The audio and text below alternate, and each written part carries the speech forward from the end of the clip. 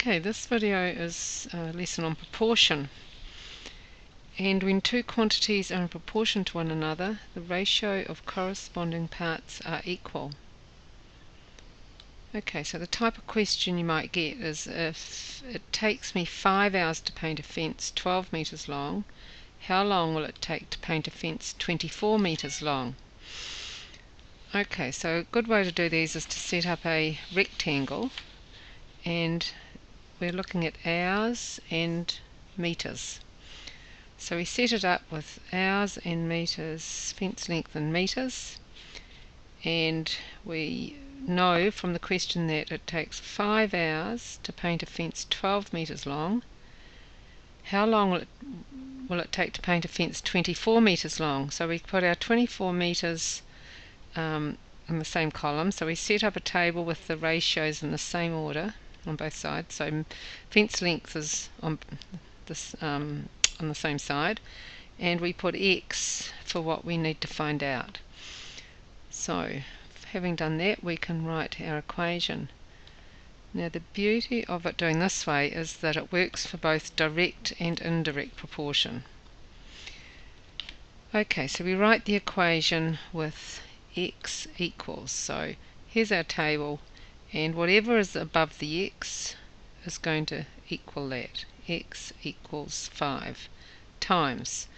Now we're going to make a fraction out of the second column, and our choice is, are we going to have 12 over 24 or 24 over 12? And this is the only real big decision you have to make. You look at the question and you must decide which way up the fraction is by asking yourself, does the answer get bigger or smaller than the, so is it bigger than 5 or smaller than 5? And so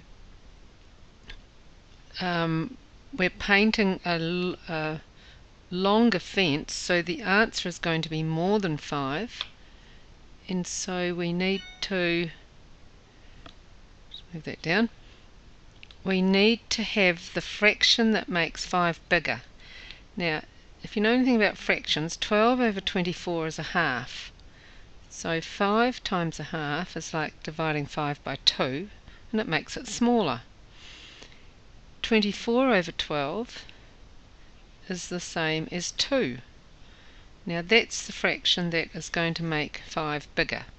So that's the one we choose. We don't want that one because that's going to make 5 smaller.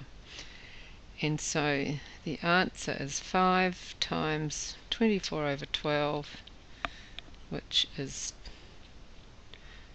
12. Use your calculator. 2 5s are 10 hours.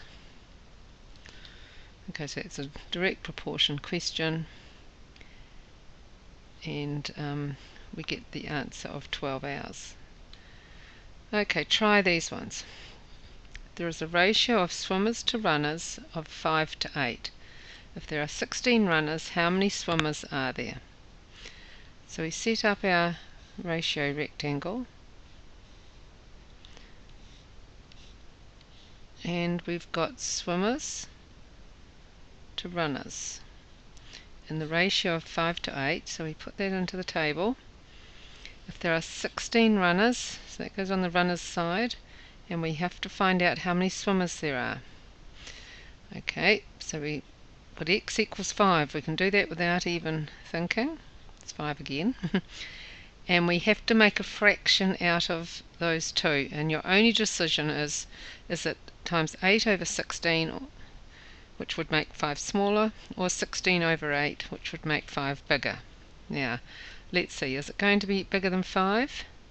5 to 8, yes, it is going to be bigger, and so we have to have the fraction up with the, if it's going to be bigger, put the biggest number on the top of the fraction. Okay, and once again we get the answer 10. So there are 10 swimmers. And you can do this on your calculator. Okay, the last example here is an example of indirect proportion, which means the more something happens, the less it is. Okay, so 4 girls take 5 days to paint a fence. So we've got days.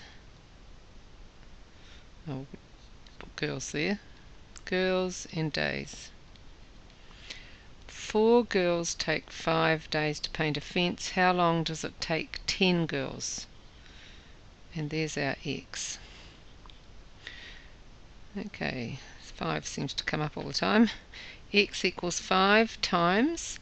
Now we're going to have 4 over 10 or 10 over 4. Now we have to think, is it going to be more than 5 days or less than 5 days?